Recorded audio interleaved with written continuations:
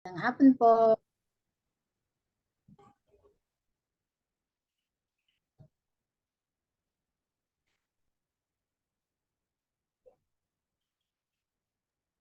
Let's start na po. Okay po. Magandang hapon po sa lahat. Ang ating pong topic ngayon ay dugo o swe. Number 21 na po tayo. So, tingnan po natin itong case. 42 years old female. Yung tongue description po niya, reddish. Yan. So, ano na natin pag red, ano? Is slightly contracted tongue body. Red in anterior third with red points. Coating without root. Dark blue, distended sublingual veins. Ayun po, ano na natin yung mga pinag-aralan natin nung unang mga lesson natin. Mga sign. So, yung symptom po niya ay severe hair loss, fatigue, sense of fullness in the right hypochondrium. So, ng kidney. So, yung Western diagnosis po, malignant hepatoma. Yung background to disease, use of contraceptive pills for 18 years. Napakatagal na niyang gumagamit ng pills. Chinese diagnosis po nakita natin, kidney deficiency. Kasi di ba nakita natin kanina yung hair loss niya. Then yung tip ng tongue, hit in the heart. Ayun, nakita natin, may iba kong shape pa. Stomach and kidney deficiency na involved. Liver blood stasis. Yung sublingual veins po niya, nakita po niyo, sobra ng dark. Kaya sign of stasis. Ito naman po, 83 years old male. Yung tongue description po niya, dark red. Ibig sabihin, heat. Small and shiny. So, dark purple sublingual veins with dark spot. So, dark purple. Ibig sabihin, may stasis na naman to. Symptoms. Dry cough, night sweats, low-grade fever, intense feeling of heat in the body. Labored breathing. Hirap na hirap huminga. And shortness of breath. Exhaustion. Kita nyo, grabe yung ano ng tongue niya, sublingual. Okay, so yung Western diagnosis po nito ay chronic bronchitis, tsaka emphysema. Ay hirap na hirap huminga, So background to disease, heavy smoking for 60 years. Ay talagang nasira na yung kanyang baga. So Chinese diagnosis po, lung, stomach, and kidney deficiency. So talagang ang dami-daming heat. Then severe blood stasis in the upper burner. Ayun po yung sign na sobra na ang kanyang blood stasis. Yan po yung sublingual veins na sobrang purple. So upper burner po yung inapektuhan. Lung and heart. Siyempre, apektuhan na po yung kanyang paghinga. Ito naman po, blue or bluish tongue bodies. So when movement of blood becomes impaired or sluggish, so nagkakaroon po siya ng fixed, localized, sharp pain, and often worsen at night or with rest. So kahit po nagpapahinga siya, talagang may pain. So this can occur in any part of the body. Okay. Upper burner region, ito po yung kanyang chest, yung kanyang heart at shoulder region ay may pain. Ang middle burner po niya, siyempre yung spleen stomach to, nagkakaroon din po ng fixed pain sa abdomen or under ribs. Ang lower burner, kidney and urinary bladder po lower abdominal pain or severe menstrual pain. So hard fixed masses or tumors are frequently a sign of blood stasis. So kung may mga blood stasis po, may mga tumors, masses. So color of tongue body can reflect an impairment and movement of blood. Nature of color indicates flow of energy throughout the body. Kaya nakikita natin kung merong mga stasis, nakikita natin kung nagpa-purple na. Sign po yun. If chi is weak, insufficient blood transported to tongue. Kaya nagkakaroon po siya ng failed tongue body. Okay. So when yang of the body moves excessively, yung yang po, ito yung init and moves blood vigorously to head and tongue, nagkakaroon po ng red tongue body. Kasi yung yang, ito yung yung movements ng heat. So in blood stasis, ang movement po ng blood ay nagkakaroon ng seriously impaired. So tongue will take on a characteristic, nagkakaroon po siya ng blue tinge, which may also be seen on lips and fingernails. Nangingitim din po yan, pati yung lips. Yung parang patay na yung kulay sa dulo ng kuko. So blood stasis po yon. So basic color of tongue body provides information about cause or origin of blood stasis. Yan, laki talaga ng tulong po nung blood ay nung tongue body, alam natin kung nasaan nakalagay yung mga blood stasis. Pale and bluish tongue can reflect either Chi deficiency. Chi not strong enough to move blood. So pag kulang po ng Chi, kasi yung 'di ba yung Chi, yung pinag-aralan natin ng mga unang topic natin, siya nagkukuman sa blood para mag-move.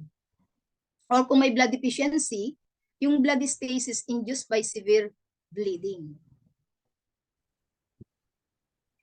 So thank you po. Sana na-review tayo uli sa ating topic. Thank you very much, Ma'am Mildred.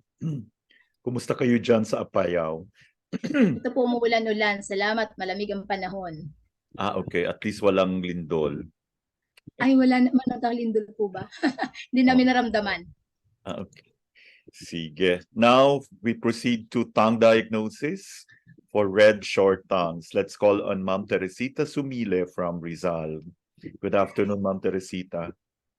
Good afternoon po, Dr. Hector and classmates. Welcome po sa tongue diagnosis. And now let's talk about red short tongues.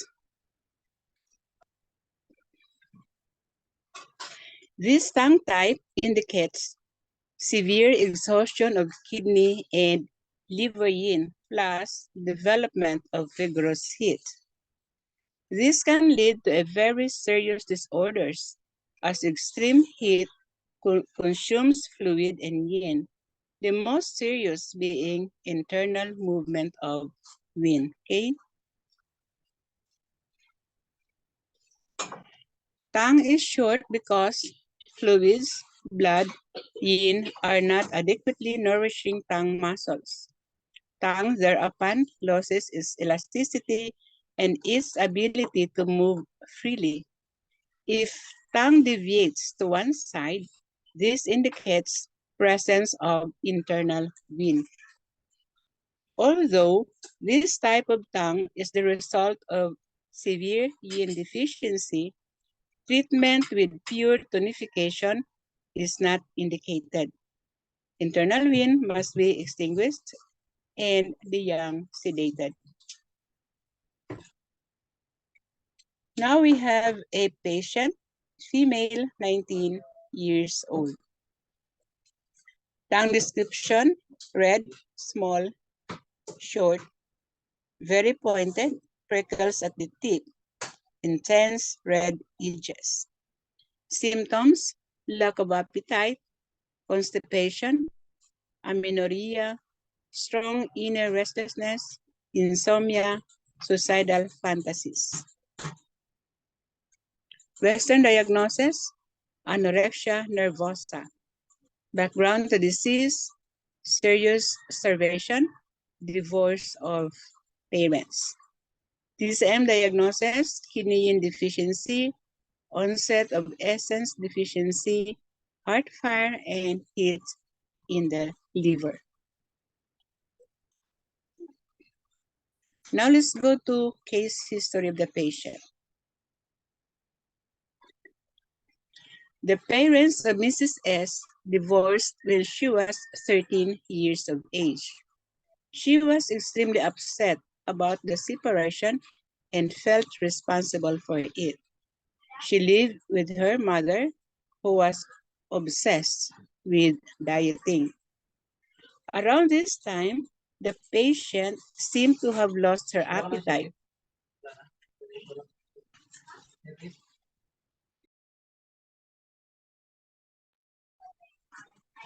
She starved herself, and despite long stays in the hospital, never gained weight again.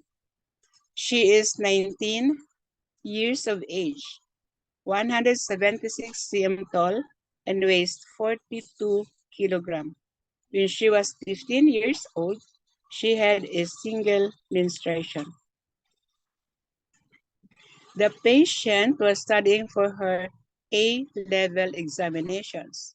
She had great difficulty concentrating, could hardly sleep, felt very restless, and needed to be active all the time. She also suffered from constipation.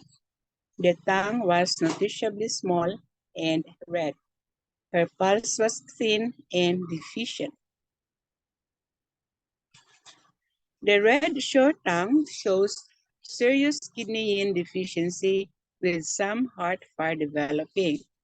Since the fluids, blood and yin are deficient, the tongue is malnourished and shortened. Due to chronic starvation, the postnatal qi has been weakened, leading to malnourishment of the kidney yin and essence. The essence controls, among other things, the menstrual cycle and participates in the production of blood. Her lack of periods is due to the unavailability of material for the production of blood and her weakened essence. In this patient, communication between the heart and kidneys is disturbed. Heart fire, which resulted from the deficiency, causes severe restlessness and insomnia and manifests in a very pointed tongue shape. Freckles on tip of the tongue corroborate this diagnosis. Her unresolved emotional problems contribute to the strong heat in the liver, indicated by the tongue's red edges. This aggravates the existing sleeping problems and inner restlessness. The heat in the liver and the lack of fluids are responsible for the constipation. Now, red short tongues are always an indication of intense heat in the body. Heat dries the fluids and injures the yin, and it is often the case that the lung and stomach yin are injured in the process. Which of the yin organs has been most affected can only be ascertained from the symptoms. Besides draining heat gently, treatment in this case must focus on long-term tonification of the fluids, blood, and yin, so that all the tissues and organs in the body may again function harmoniously. Yun lang po. Thank you so much for listening. Thank you very much, Ma'am Teresita. We now proceed to diagnosis by interrogation. And from Rizal, we move to Baguio. Let's welcome Ma'am Vina Pasqua. Good afternoon, Ma'am Vina. Good afternoon po, Doctor. Good afternoon po sa lahat. So, continuation po ito, sexual symptoms po, premature ejaculation. Premature ejaculation po is usually related to a kidney pattern and especially kidney qi not firm. It also may be due to a heart pattern such as heart qi or kaya heart blood deficiency. Pag empty po, kidney qi not firm. Premature ejaculation, dribbling of urine that is worse after sex. Clear, frequent urination, weak stream urination, incontinence of urine, soreness and weakness of the lower back. So mahihina din ang tuhod, tiredness, dragging down feeling in the lower abdomen, at nakakaramdam ng cold limbs, ang tongue po ay pale, at ang pulso po ay deep weak. Ang acupuncture points na gagamitin po dito ay bladder 23, REN 4, at saka DO 4 po. The next po tayo, spleen and heart qi deficiency. Ang premature ejaculation, pure appetite, slight abdominal distension pagkatapos kumain, tiredness, lassitude, pale complexion, weakness of the limbs, loose stools, feeling cold, cold limbs, edema, palpitations, shortness of breath on exertion. Tapos spontaneous sweating. A slight feeling of discomfort or stuffiness in the heart region. Pale and wet tongue. Ang pulso po ay deep weak. Ang acupuncture points na gagamitin po dito ay REN 12, stomach 36, spleen 6, bladder 20, heart 5, bladder 15, REN tsaka REN 15. Moksa po ang gagamitin. So pag full naman, damp heat in the liver channel. Premature ejaculation, burning on urination, urinary difficulty, dark po yung urine, genital papular or vesicular skin rashes, and itching. Fullness of the hypochondrium abdomen or hypogastrium. So mapait ang panlasa, may nausea, feeling of mabigat po ang body. Red tongue with redder sides and sticky yellow coating. Ang pulso po ay slippery, wiry, rapid. So ang acupuncture, liver 2, REN 12, REN 9, spleen 9, LI 11, REN 5, at saka REN 3 po. So ang clinical note po dito, ang heart chi, descending plays a role in ejaculation. So premature ejaculation may be due to heart chi deficiency. For this reason, so ang trinitreat daw ay heart and kidneys. So yan lang po. Thank you, doctor. Thank you sa lahat. Thank you very much, Ma'am Vina. Tuloy-tuloy tayo sa pulse diagnosis and let's listen to Sir Dino. Good afternoon, Sir Dino. Good afternoon, Doc. Good afternoon po sa lahat. Okay, dito na po tayo sa pulse diagnosis. Other pulse qualities, part 6. So, meron tayong overview of the 28 pulse qualities. First, meron tayong superficial. Yung pinyin name niya is humay. Ang significance is evil chi in the exterior, yin deficiency, blood deficiency, severe chi deficiency, in extreme cases, yang deficiency. Ang quality po niya is superficial, nasa ibabaw lang, and lacks strength and depth.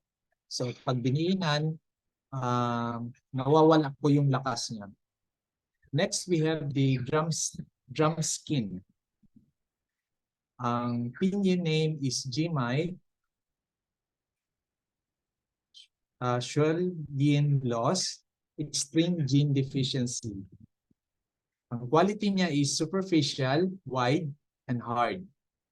So nasa ibabaw lang, wide po yung size ng pulse, and pag diniinan, hard po siya.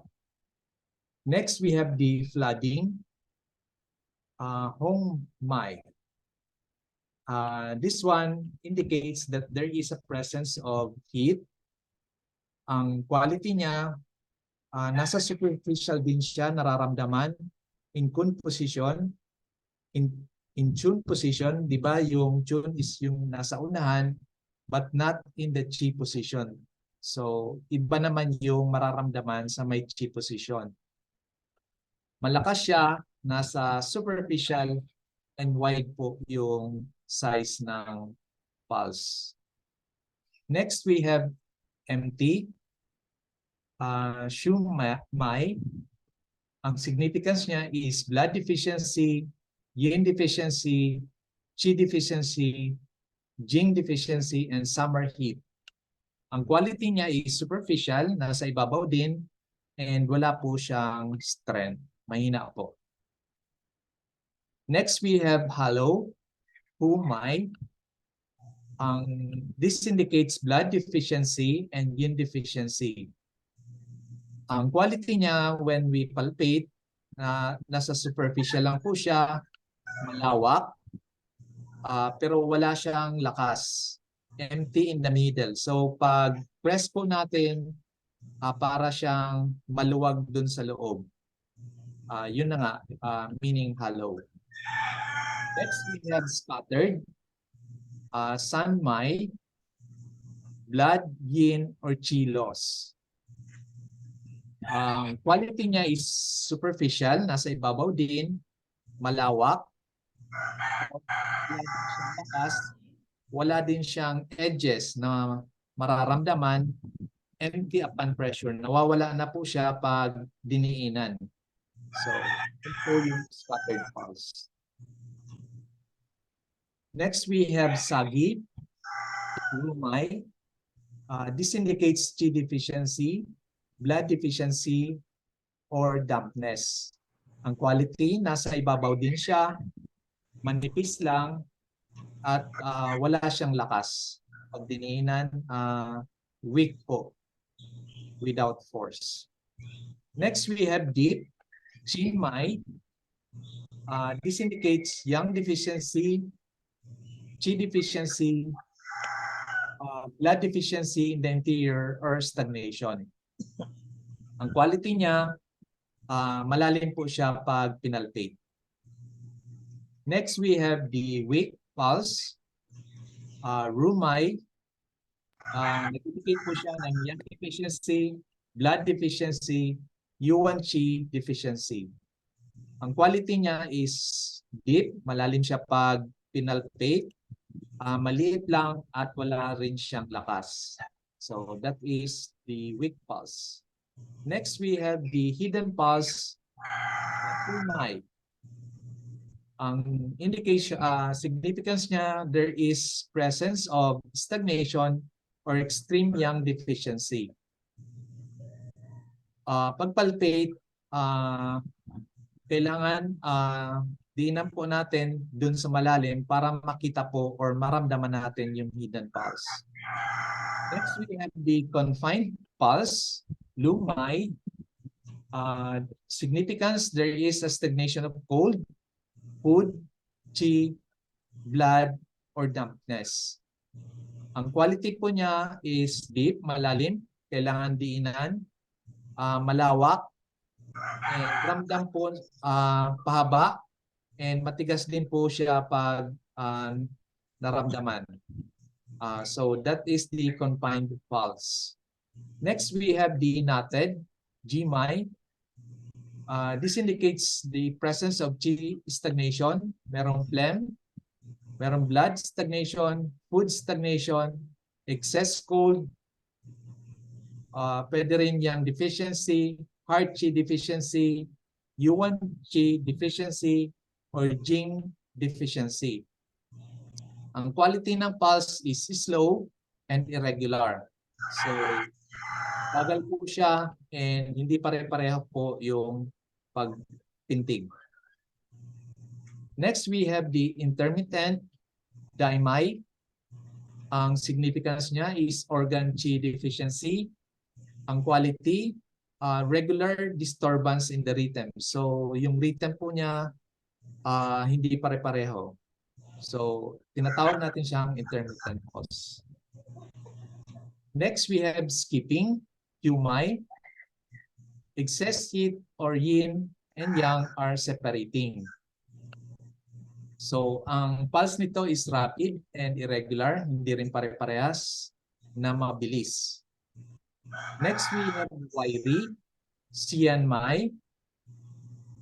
This indicates liver imbalance. Diba, ito yung mas alam natin, wiry pulse. Kailangan natin matandaan, this could indicate either pain, may presence of pain, may phlegm, or there is a presence of liver imbalances. So pagpalpate, meron thin, manipis lang, hard, and feels like a guitar string. So pagpalpate natin, ramdam po natin na parang dumidiin tayo sa isang guitar string. Next pulse is the tight, jinmai. This indicate cold or pain. So pag palpate natin, ang tight pulse is wide, malawak po siya, and matigas. Next, we have slippery, yumai. Pag slippery, there is a presence of dampness, pwedeng phlegm, food stagnation, heat, or pregnancy. Pag palpate natin, we can feel that there is a slippery, like small beads in oil. So yun po yung nararamdaman sa slippery. Pag choppy naman, semi, there is blood deficiency, blood stagnation. There is a variable strength and speed or rough feeling. So ang strength po niya, sabi sa ibang description, para po siyang dinudulas po natin yung knife sa bamboo stick. Paputol-putol po. Sa steering naman, dumay, shock, there is a presence of shock or pain. And pagpalpate natin, slippery po yung mararamdaman natin. Mabilis, malakas po siya, and vibrating. So, steering pulse. Next, we have this slow, chinmay. This indicates that there is a presence of cold. Bumabagal po yung pulse, less than 60 beats per minute. This is because of the presence of cold. Next, we have the rapid naman, opposite ng cold. There is presence of heat. So this one, mabilis po, more than 80 beats per minute. Okay. So next, we have the very rapid, GMI. This indicates that there is a presence of extreme heat, more than 110 beats per minute.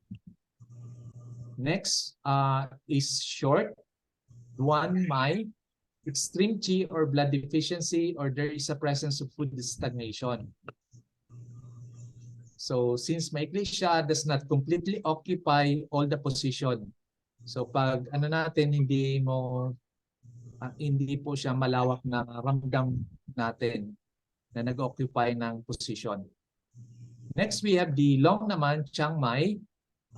Heat or rebellious liver Qi can also be normal if there are no other pathological changes in the pulse.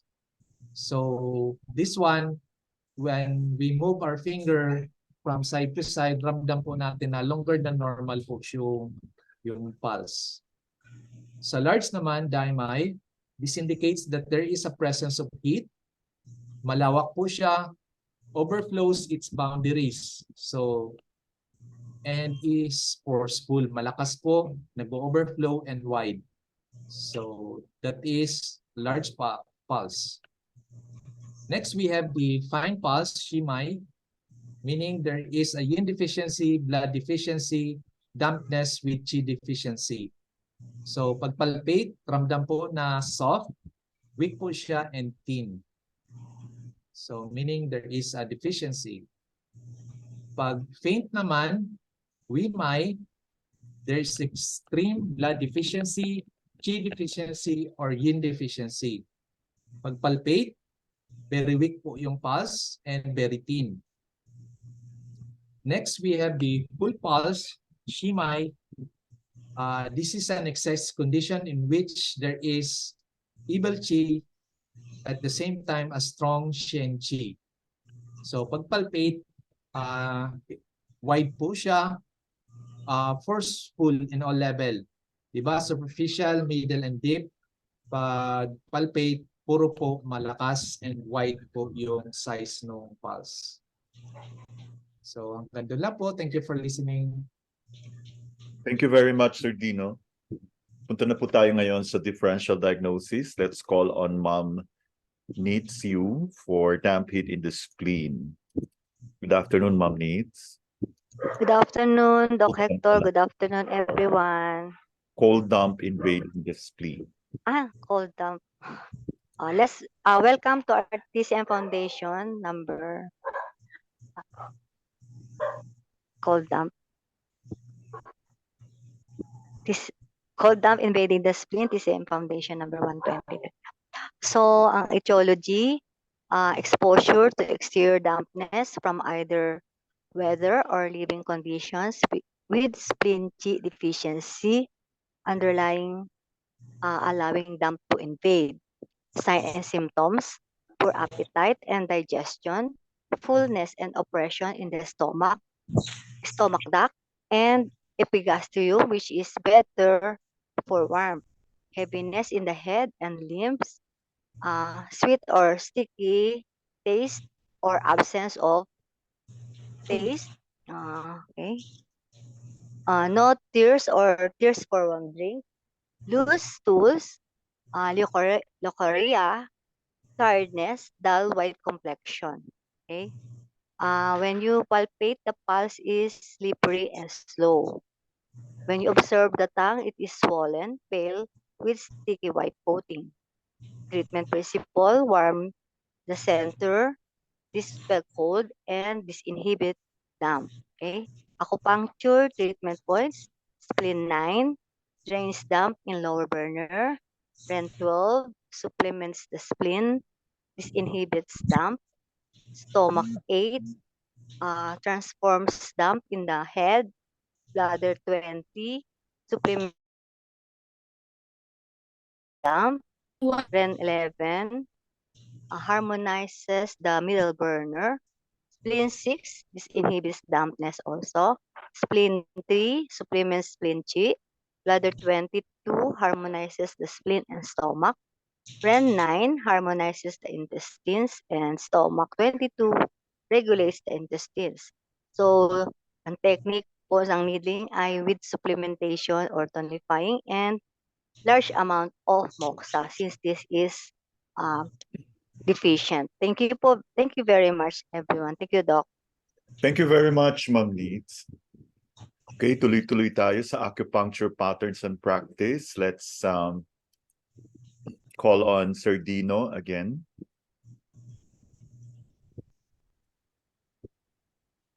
Good afternoon ulit. Continuation po, acupuncture pattern practice. Ang topic natin today is the impotence. It is a condition of adult male characterized by either inadequate erection of the penis or erection that does not last sufficiently long.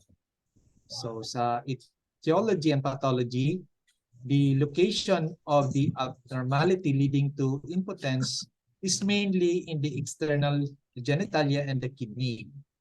But impotence also has a close relationship with the heart and the liver and spleen. So ito po yung tatlong organ: heart, liver, and spleen.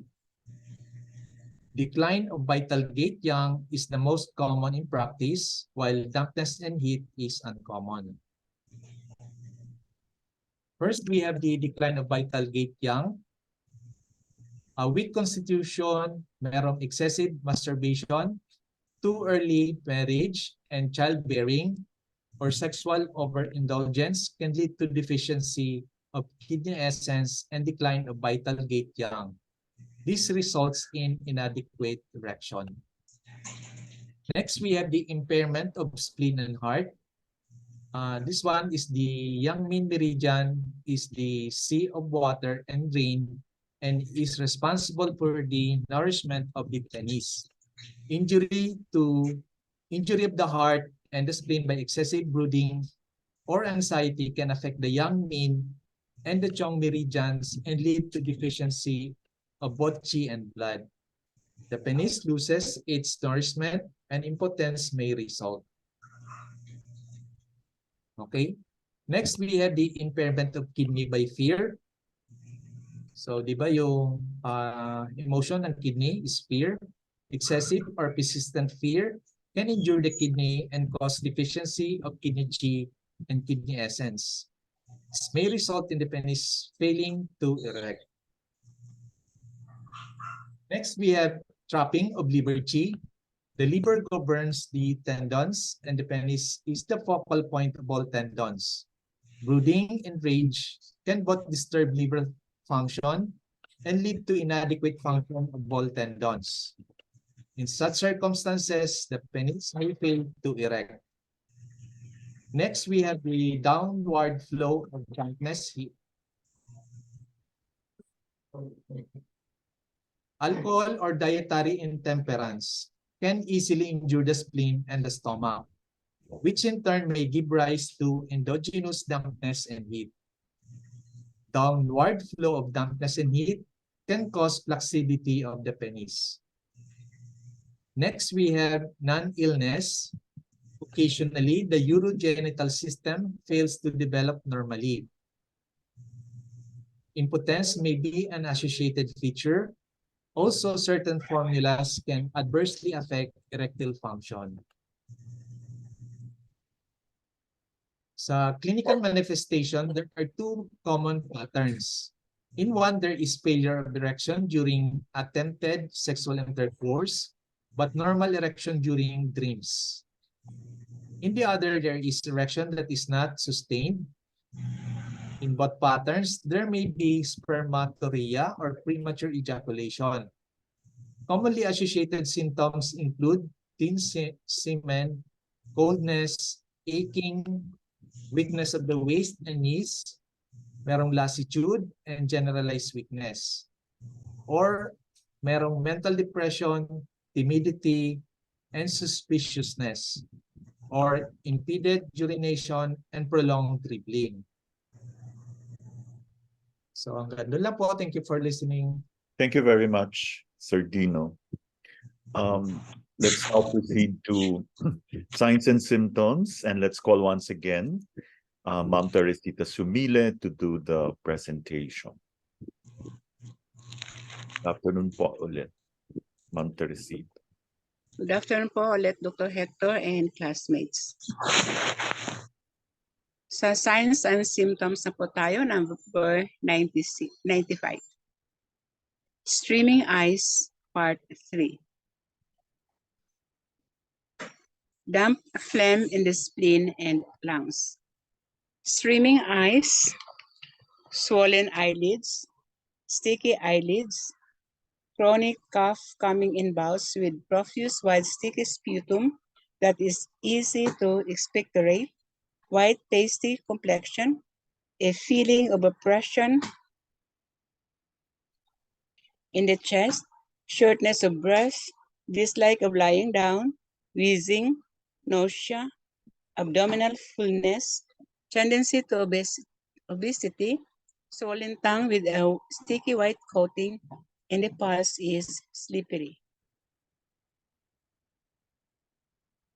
Next is damp phlegm in the spleen and lungs. Signs and symptoms are streaming eyes, swollen eyelids, sticky eyelids, chronic cough coming in bouts with profuse white sticky sputum that is easy to expectorate, white pasty complexion, a feeling of oppression in the chest, shortness of breath, dislike of lying down, wheezing, nausea, abdominal fullness, tendency to obesity, swollen tongue with a sticky white coating, and the pulse is slippery. Next is empty cold in the liver channel. Signs and symptoms are streaming eyes, fullness and distension of the hypogastrium with pain that refers downward to the scrotum and testis and upwards to the hypochondrium. The pain is alleviated by warmth, straining of the testis, or contraction of the scrotum. Vertical headache, feeling of cold hands and feet, vomiting of clear watery fluid or dry vomiting, pale and wet tongue with a white coating, and the pulse is deep, wiry, fine, or slow. Next pattern is invasion of wind heat. Signs and symptoms are streaming eyes with sudden onset, itchy eyes, pain in the eye, aversion to cold, fever, cough, sore throat, stuff or runny nose with yellow discharge, headache, body aches, slight sweating, slight thirst, swollen tonsils, tongue slightly red on the sides in the chest area or on front part. The pulse is floating and rapid. This is called hot streaming. Next is invasion of wind cold. Signs and symptoms are streaming eyes with sudden onset, itchy eyes, aversion to cold, fever, cough, itchy throat, slight breathlessness, stuff or runny nose with clear watery discharge, sneezing, occipital headache, body aches, thin white tongue coating with floating tight pulse. Yun lang po. Thank you so much for listening. Thank you very much, Ma'am Teresita. Next, we go to the last and definitely not the least topic. Let's call on Sir Aldrin from Urdaneta, Pangasinan for bleeding. Still on bleeding. Good afternoon, Sir Aldrin. Hello po, Doc Hector. Good evening po sa lahat. So, continuation po tayo sa treatment nung sa bleeding. Share ko lang po.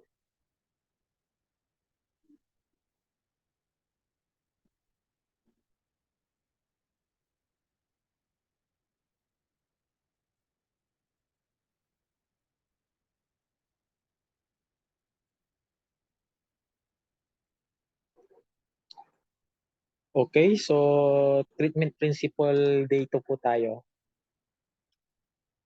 So next is harmonized blood. Whatever is cause, bleeding must be treated by harmonizing blood. So ito yung binabanggit ko kahapon, kasi kahit ano mang gustuhin natin i-treat yung cause, ganyan, kung hindi naman natin na-address first yung bleeding, ganyan, mauubusan na siya ng dugo, di ba? So we need to harmonize the blood. According to the 4 steps indicated previously, partly to stop the bleeding itself and partly to treat the consequences of blood loss. So these 4 steps are stop bleeding, invigorate blood, calm blood, at saka nourish blood. Okay, so pansinin nyo sa later part, kasama yung nourish blood. Ganyan, mauuna talaga yung stop bleeding. So treat the root cause of bleeding. The underlying cause of bleeding must always be identified clearly and be treated accordingly. So meaning ma-identify natin yan through diagnosis talaga natin. Okay? Bleeding is never treated just by the addition of 1 or 2 stopping bleeding herbs to a formula. So na-discuss na rin natin yan lahat. Okay, anong nakaraan yung paggamit ng herb. Okay? Kasi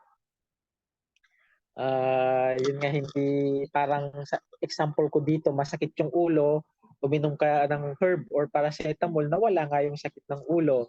Pero yung cause ng bleeding andun pa rin. Okay? So, yun. Kaya yung pag sinabi nating underlying cause o yung mga diniscuss natin na pathology last time, andyan po si blood heat, blood empty heat, Chi deficiency, stasis of blood, yang deficiency, and cold. Tapos itong cold na ito, sa clinical practice, very rare, di ba? Kasi alam naman natin na yung katangian ng cold is it contract, di ba? Ganyan. So, it congealed, parang ganun siya. Kaya parang itry mo kayang ilagay sa yellow yung ice. Ay, sorry. Sa yellow yung blood, 'di ba? Tumitigas siya, ganyan. So, meaning parang temporarily ganyan nawawala yung bleeding, parang ganoon kapag merong cold. Kaya sa clinical practice, very rare na manggagaling ng cold. Ganyan yung bleeding. Okay? So, as for acupuncture, although it is effective to stop bleeding, its points are less specific in their action than the aforementioned herbs. Although to stop bleeding with acupuncture, one can follow the 4-step protocol outlined previously. There are no astringent points in the same way as herbs, nor are 3 points that calm blood. As such, although split 6 or the Sanjiao, Sanyin Jiao comes closer to being one such point, however, the general principle of treating the root cause of bleeding, harmonizing blood, and stopping bleeding is still valid. Okay? So, yung mga points that specifically stop bleeding, accumulation point, and especially those of the yin channel can stop bleeding. So, mga example niyan, lung 6, ginagamit o pag ang cupping is by blood, LI7, kapag mayroong nosebleed, bleeding gums, stomach 34, nosebleed, bleeding gums, vomiting of blood, spleen 8, uterine bleeding, heart 6, vomiting of blood and epistaxis, and then SI6, bloodshot eyes, sa mata yan, di ba? Then bladder 63, sa urinary bleeding, kidney 5, urinary and uterine bleeding, pericardium 4, vomiting of blood, cupping of blood, bleeding under the skin. Then triple burner 7, bleeding from eardrum. Okay, then itong gallbladder 36, not for bleeding ito. Then liver 6, urinary and uterine bleeding, kidney 8, accumulation point of the yin heal vessel, bloody leukorrhea, and uterine bleeding. Then other points specifically affect the sea of blood and can therefore be used to direct the effect of the treatment to the blood portion to stop bleeding. These points are bladder 17. So bladder 17, baksyo point po to ng blood. Okay, then spleen 10, kasama din po. So the connecting points, especially those of the yin channels, can also stop bleeding. This is because this point control the blood connecting channel. Kung matatandaan nyo itong blood connecting channel, ito yung sa pang-apat na layer. Ganyan, sa blood connecting channel. Diba, main channel, pangatlo. Tapos susunod yung sa na-level yung blood connecting channel. Okay? So in treating blood issues or bleeding, ganyan magagamit po natin yung connecting points dito sa blood connecting channel. So the blood connecting channels are particularly involved in chronic condition with stasis of blood. Ganyan, chronic, given chronic kasi mas malalim na yung level niya eh. Nasa blood level na kasi siya. Okay? So the connecting points, especially those of the yin channels, can therefore be used to stop bleeding in chronic cases, particularly if there is some stasis of blood. So example natin dyan, lung 7, coughing of blood, nosebleed, heart 5, coughing or vomiting of blood, spleen 4, bleeding under the skin, kidney 4, uterine or urinary bleeding, pericardium 6, coughing of blood and bleeding under the skin, and then liver 5, urinary or uterine bleeding and bleeding under the skin. Okay, so yun lamang po. Thank you po. Thank you very much, Sir Dino. Sir Aldrin.